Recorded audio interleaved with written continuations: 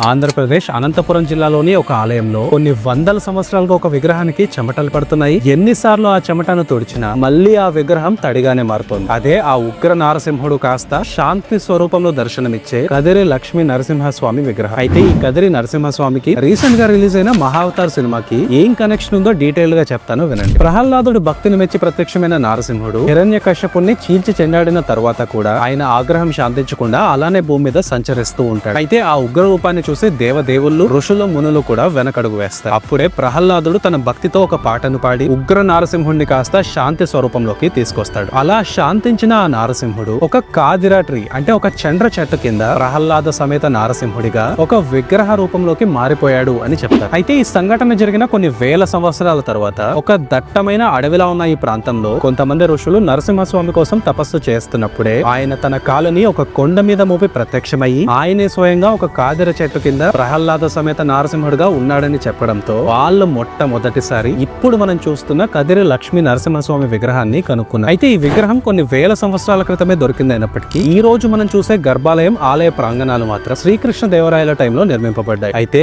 ఆద్రి అనే ఒక పర్వతం మీద కాలు పెట్టి ప్రత్యక్షమయ్యాడు గనుక కాదిర చెట్టు కింద ఒక విగ్రహ రూపంలో బయటపడ్డాడు గనుక ఈ ప్రాంతానికి కాలక్రమేణా కదిరి అన్న పేరు వచ్చింది. సో ఈ రీల్ మీ అనంతపురం ఫ్రెండ్స్ కి మరీ ముఖ్యంగా మీ కదిరి ఫ్రెండ్స్ కి షేర్ చేయడం మాత్రం అస్సలు మర్చిపోకండి.